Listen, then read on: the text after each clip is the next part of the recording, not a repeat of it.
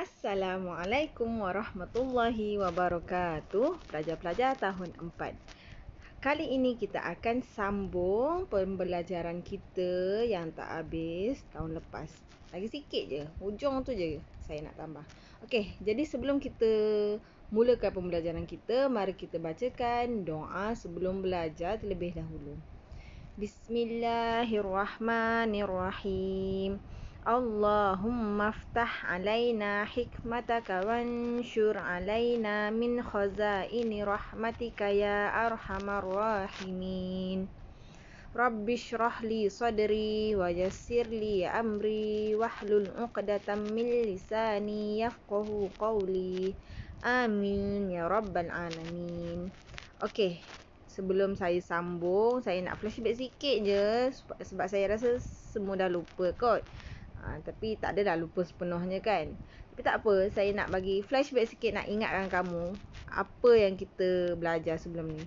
Okey, tajuk pelajaran kedua. Pelajaran 2, Pembangunan Negara Islam. Okey, dalam pembangunan negara Islam, kita boleh lihat pembangunan negara Islam ni terbentuk dari 6 aspek. Daripada 6 sudut yang membantu negara Islam untuk membangun. Okey, sudut yang pertama, pembinaan masjid. Saya dah terangkan dan saya dah kenalkan pada kamu 3 jenis masjid. Masjid pertama, Masjid Quba. Masjid yang paling utama, yang nombor 1, Masjidil Haram. Di mana Kaabah terletak di situ. Dan yang ketiga, Masjidil Aqsa. Itulah 3 masjid yang saya dah kenalkan pada kamu. Okey, sudut yang kedua, aspek yang kedua yang membantu pembangunan negara Islam adalah pentadbiran. Saya dah terangkan. Yang ketiga, pendidikan. Yang keempat, ekonomi. Inilah tajuk takhir kita. Yang hari tu kita terberhenti tu. Okey, jadi kita nak sambung tajuk hari ini. Tajuk dalam video kali ini ialah tajuk ini, teknologi dan hubungan diplomatik. Okey, kita sambung. Okey, unit 5, teknologi. Pembangunan negara Islam dari segi teknologi. Okey, bila kita sebut teknologi ni, benda-benda yang canggih lah, macam gadget-gadget lagi tu. Tapi teknologi ini juga macam kita, kalau kita sebut gadget sekarang ni, mesti kamu terbayang smartphone, telefon, main game kan, TV kan. Itu semuanya hiburan dan itu sebenarnya dia lebih kepada hubungan. Menghubungkan manusia sesama manusia. Itulah kita guna telefon. Kita call orang, kita telefon orang. Kan? Itu dia menghubungkan kita sama manusia. Selain daripada menghubungkan sesama manusia, teknologi juga, gadget-gadget ni yang canggih-canggih ni juga boleh digunakan untuk kegunaan dalam perperangan. Macam ni. Macam peperangan. Tengok Iron Man kan? Iron Man. Dia buat suit. Suit dia tu untuk melindungi diri dia dan juga untuk mempertahankan diri. Juga boleh guna untuk perperangan. Kan dia berlawan pun ia kan. Untuk pertahankan diri, berlawan kan. Contoh kan. Itu pun salah satu teknologi. Tapi saya tak tahulah wujud ke tak benda tu. Tapi okey. Sebelum kita masuk dalam cerita Marvel, baik kita fokus pada pembelajaran kita. Okey, jadi teknologi ini juga boleh digunakan dalam perperangan. Okey, contohnya kat sini, tengok ni. Rasulullah sallallahu alaihi wasallam menghantar 2 orang sahabat. 2 orang je. Rasulullah hantar ke negeri yang bernama Jarashi. Jarashi juga dikenali sebagai Damsyik. Kalau kita sekarang lebih kenal Damsyik lah.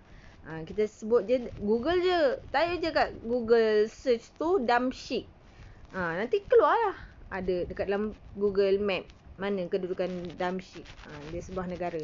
Okey. Rasulullah menghantar 2 orang sahabat ke Jarashi ataupun lebih dikenali sebagai Damsyik untuk mempelajari cara-cara membuat manjanik. Inilah dia. Ni, manjanik dan dubabah. Dubabah itu kereta kebal. Manjanik, Ni man tau. Manjanik. Manjanik ni ni ha gambarnya. Dia letak batu dekat atas ni, kan? Lepas tu dia benda ni tak, dia bukan macam tu. Dia benda ni kan, dia macam bentuk sudu ni kan, kamu tengok. Benda ni dekat bawah. Lepas tu dia letak batu kan. Lepas tu benda ni terangkat. Lepas tu nanti dia potong tali tu kan. Nanti benda ni dia dia lontar lah batu besar ke langit. Kalau kamu tengok cerita Narnia, cerita movie Inggeris, dia cerita singa boleh bercakap. Haiwan-haiwan pelik-pelik, magic-magic lah dalam cerita tu, Narnia. Dekat babak terakhir Narnia, yang dia Narnia ni dia ada 3. Dia Narnia yang pertama tu. Yang pertama tak ingat lah yang mana. Tapi ada babak yang dia berperang tu, dia ada menggunakan manjanik. Nanti kalau ada masa, insya-Allah kelas minggu depan saya cari video pendek lah yang dalam cerita Narnia ni, yang dia guna manjanik ni. Nanti saya carikan. Saya lupa nak cari tadi. Ingatkan nak cari tapi itulah, lupa kan. Tak apalah. Minggu depan saya cari ya. Okey, dubabah. Dubabah ni memang kamu biasa dah nampak. Kat Malaysia pun ada dubabah. Dubabah ini kereta kebal. Menteri Pertahanan Malaysia pun ada menyediakan kereta kebal untuk bagi melindungi negara kita daripada ancaman daripada luar. Contoh kalau macam kita terancam lah kan, paling tak kita ada kereta kebal ni untuk mempertahankan diri ke apa ke, untuk serang balas ke apa ke kan. Saya tak tahulah itu. Okey, itulah dia 2 teknologi yang dipelajari oleh 2 orang sahabat di Damsyik. Okey. Cukup sampai sini je teknologi unit 5. Kita terus next topik. Unit 6. Unit 6, hubungan diplomatik. Okey, bila kita kata hubungan diplomatik, hubungan diplomatik tu dia macam menjalinkan hubungan antara negara dan negara. Contoh macam Malaysia pun ada menjalinkan hubungan diplomatik. Malaysia dia kawan baik dengan Brunei. Brunei. Kan? Lah. Katakanlah, kalau saya tak pastilah tu betul ke tak. Sebab saya tak ambil tahu sangat pasal negara-negara ni. Saya ambil gitu, tahu gitu je. Kantoi kat situ kan. Okey, jadi Brunei ni dia negara Islam. Dia kecil. Dia kaya dan dia sebuah negara Islam. Dia agak maju tau. Dia macam, bukan agak maju, dia lebih maju. Kalau nak bandingkan dengan Malaysia, saya rasa Brunei lagi lah, maju lah macam tu. Okey, jadi Malaysia ni dia ada hubungan baik dengan negara Brunei macam tu. Itu pun dah dinamakan, dikatakan kat situ hubungan diplomatik. Malaysia ada kawan baik dengan Brunei macam tu. Macam Malaysia ada hubungan baik, dia kawan dengan Thailand. Sebab kan kita kan jiran. Dekat je. Tu ni Kelantan bersebelah tu dah masuk Thailand. Jadi kawan baiklah kat situ. Dan itu pun dah dikatakan hubungan diplomatik. Macam tu. Tapi dikatakan hubungan diplomatik ni bukan macam kita rakyat-rakyat ni pun, yelah, tapi dia lebih kepada macam pemimpin negara kawan baik dengan pemimpin negara tu. Macam tu lah, lebih kurang macam tu lah. Macam tu. Okey, jadi Rasulullah ni pemimpin Madinah. Pemimpin di Madinah dan pemimpin umat Islam. Okey, jadi Rasulullah SAW mengadakan hubungan diplomatik dengan negara-negara bukan Islam. Sedangkan Rasulullah ni seorang pemimpin negara Islam. Di Madinah kan, negara Islam. Jadi Rasulullah ni dia mengadakan hubungan diplomatik dengan bukan negara Islam untuk mengajak mereka memeluk Islam. Rasulullah ni dia kawan dengan negara yang bukan Islam untuk ajak depa ni masuk Islam. Tapi bukan paksa, tak paksa.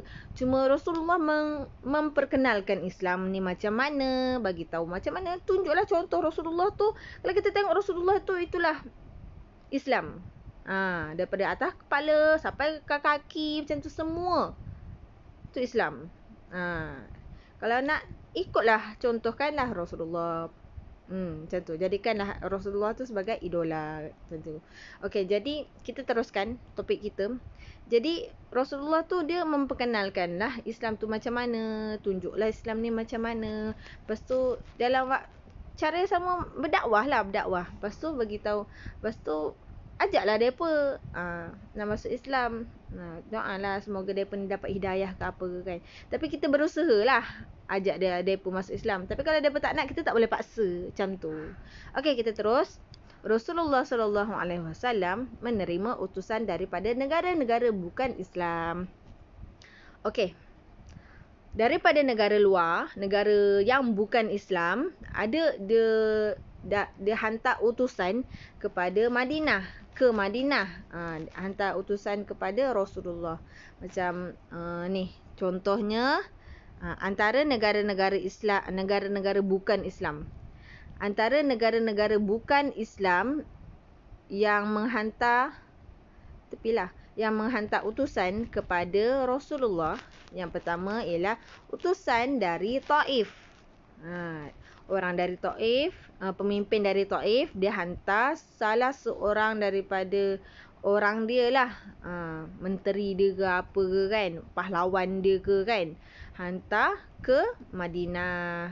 Hantarlah utusan, pergilah jumpa Rasulullah, berkenalan lah, apa khabar, macam mana tengok negara ni, macam mana menjaga negara kan, tengoklah apa benda rakyat macam mana, semua tu lah.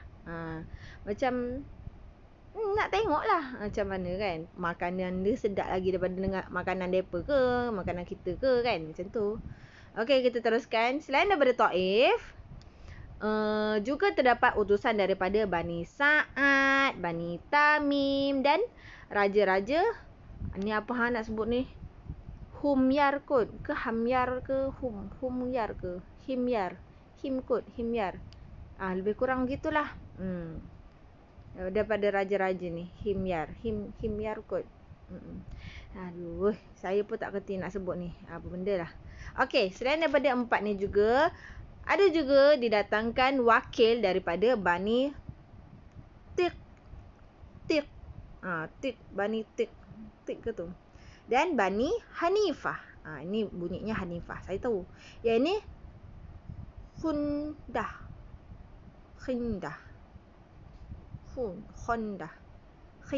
Khindah. Kot. Ni. Alah, saya tak erti lah nak sebut dia, tak sempat lah nak cari bunyi dia yang betul macam mana. Gitulah bunyinya. Yang ini juga didatangkan wakil dari orang-orang Kristian Bani Najran. Ni. Orang-orang Kristian dari Najran. Ni. Kristian Najran. Saya sebut Bani ke tadi? Aduh. Taulah, wakil orang-orang Kristian Najran. Okey. Jadi keempat-empat wakil dan utusan daripada ni pergi ke Madinah, berjumpa dengan Rasulullah, ambil lah tahu, macam berkenalan lah, macam tu.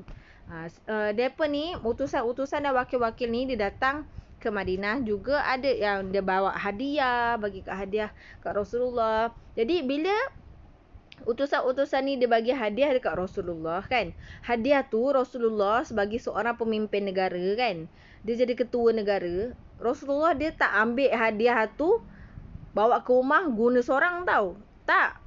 Bukan. Bila utusan daripada negara luar dia bagi hadiah dekat Rasulullah kan, dia bagi hadiah tu bukan secara personal. Dia kena bukan untuk personal tau, bukan untuk kegunaan peribadi lah, macam itulah semua tu. Tak boleh. Dia untuk negara. Ni urusan negara. Jadi kalau dari negara tu bagi ke negara ni, jadi itu jadi harta negara, hak negara, bukan milik peribadi Rasulullah. Bukan begitu. Jadi bila utusan-utusan dan wakil-wakil ni dia bawa hadiah, bagi hadiah kepada Rasulullah, Rasulullah ambil hadiah tu, dia bubuh, Rasulullah baginda ni letak hadiah daripada utusan dan wakil ni masuk ke bilik perbendaharaan negara. Bila sebut perbendaharaan negara, itu adalah tempat semua harta-harta negara, milik negara. Perbendaharaan negara, harta-harta milik negara ni digunakan untuk membangunkan negara. Macam membantu rakyat yang miskin ke, tak pun membuat bangunan ke, beli alat-alat perubatan yang lebih canggih ke, untuk memajukan negara lah. Tak kisahlah dari segi macam peperangan, nak beli kereta kebal ke kan, nak beli jet pejuang ke, guna sumber dari perbendaharaan negara. Sama juga kalau orang bagi kita hadiah, kita mestilah nak balas balik kan.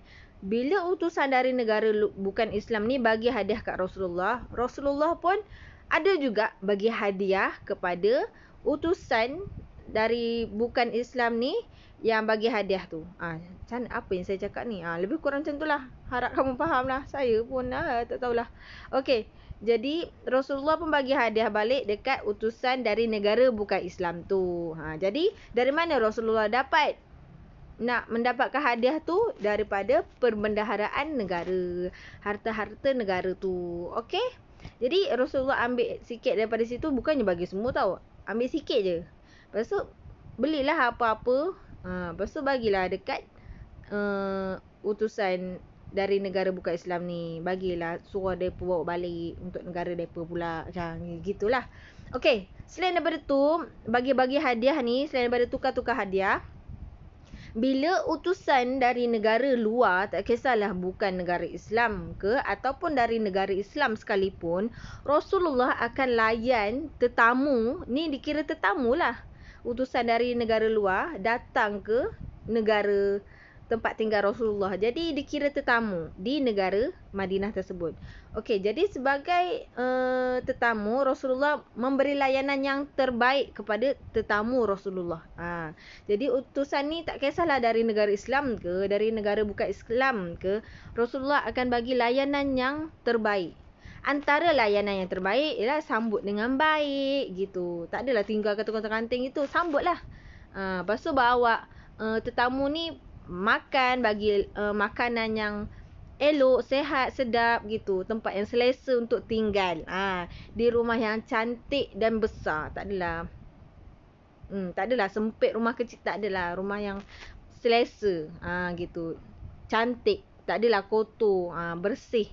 Jadi Rasulullah bagi tempat tinggal untuk utusan dari negara luar, tak kisah Islam ke bukan Islam sekalipun. Jadi berdasarkan peristiwa ini, kita juga boleh jadikan iktibar dan ambil pengajaran di sini. Bila kita ada tetamu datang ke rumah kita, kita kena layan elok-elok. Kita sekalipun kalau nak datang rumah orang ke, kita pun kena jaga adab sebagai tetamu.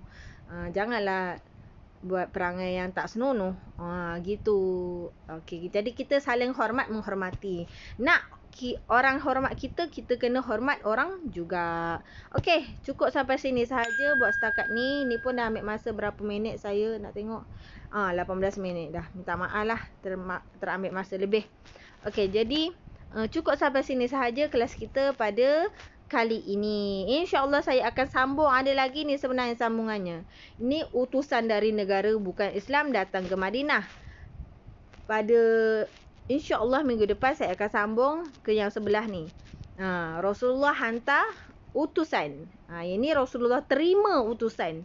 Yang sebelah ni Rasulullah hantar utusan. Okey.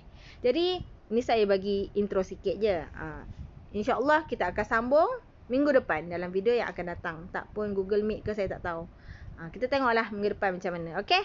Sekian. Sampai sini sahaja. Assalamualaikum. Cuti-cuti pun belajar juga. Okey. Bye. Tak cuti dah lagi sekolah.